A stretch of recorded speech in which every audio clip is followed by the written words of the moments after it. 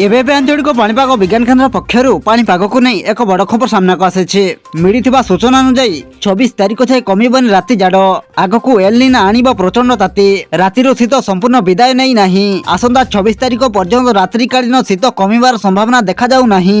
एपटे किंतु दिन में ताऊ देखाइलानी खरा दिन तापमात्रा क्रमश बढ़िबार लागिछि एबेठारु छुईलानी 34 डिग्री सेल्सियस आगकू खरा आहुरी बढ़िबो 15 तारिख अर्थात आज 16 तारिख मध्य झारसुगुड़ा दिन तापमात्रा 36 डिग्री किंबा 37 डिग्री एवं भुवनेश्वर में 35 डिग्री सेल्सियस पहुंची पारे एभली आकलन करिसेंती पाणीपाग विशेषज्ञ। तेबे आसंतु आजिर पाणीपागर विस्तृत खबर उपर नजर पकाइबा किंतु ता पूर्वरु वीडियो को गोटे लाइक करंतु एवं वीडियोटी को आपण मानक सांगसाथी मानकू बहु मात्रा रे शेयर करंतु। जदि आम चैनल रे आपण प्रथम थर वीडियो देखुछंती ताहले एबे ही चैनल को सब्सक्राइब करी पाखरे थिबा बेल आइकन को प्रेस करी ऑल नोटिफिकेशन को ऑन कर रखंतु जहा द्वारा आगको एमिति पाणीपाग संबंधी लेटेस्ट अपडेट आपण माने सर्वप्रथमे आम चैनल माध्यम रे पाई परिबे।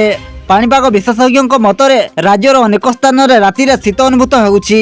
जी उदयगिरी सिमिलीगुड़ा फुलबाणी रे सर्वनिम्न तापमात्रा 10 डिग्री सेल्सियस तले रहिछि।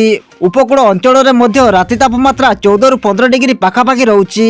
पाणीपाग विभाग विस्तारित पूर्वानुमान चित्र अनुसार 26 तारिख पर्यंत ओडिशा रे राति तापमात्रा कमिबार संभावना नाही।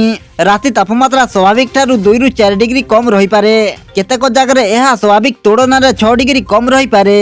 अन्यपटे दिन स्थिति ओलटा दिन तापमात्रा उपर मुहां हेलानी। पारडा खेमुंडी रे गुरुवार दिन सर्वोच्च तापमात्रा 43 डिग्री झारसुगुड़ा रे 33.8 डिग्री भुवनेश्वर रे 33.7 डिग्री ढेंकानाल रे 33 डिग्री छुईथिला। झारसुगुड़ा रे स्वाभाविक तुलन रे दिन तापमात्रा 3.1 डिग्री भुवनेश्वर रे प्राय 2 डिग्री अधिक रहिछि। पाणीपाग विशेषज्ञों आकलन हैला वर्तमान राति रे ठंडा रहिबा सह दिन रे गरम बढ़िबो। आगकू एक पश्चिमा झड़ संभावना थिबारु आसंता 15 रु 16 तारिख मध्य अस्वाभाविक हार रे दिन तापमात्रा बढ़ी पारे। वर्तमान तुलन में 2 रु 3 डिग्री वृद्धि पाई पारे दिन तापमात्रा। चलित शीत ऋतु पूर्व सबु रेकर्ड भांगी सारी गत दशंधि भितर एते लंबा शीत अवधि केबे अनुभूत होई नथिला। डिसेम्बर जनवरी रे शीत लहरी बारंबार रेकर्ड भांगी थिबा बेले फेब्रुआरी शेष सप्ताह पर्यंत राज्य में शीत प्रकोप अनुभूत हेबाकू जाउछि। अन्यपटे विशेषज्ञों को कहिबा अनुसार शीत अवधि जेमिति लंबा रहिछि एथर ग्रीष्म भी बेस नाकेदम करिवो। आगकू खरार प्रकोप भीषण हेबो। अमेरिका कोलंबिया विश्वविद्यालय दीर्घ अवधि आकलन अनुसार एथर एल निनो प्रभाव रे भारत और दक्षिण एशिया रे ग्रीष्म प्रभाव अवधि लंबी पारे। आगामी मार्च एप्रिल और मे मासरे ओ स्वाभाविक गरम अनुभूत होई पारे।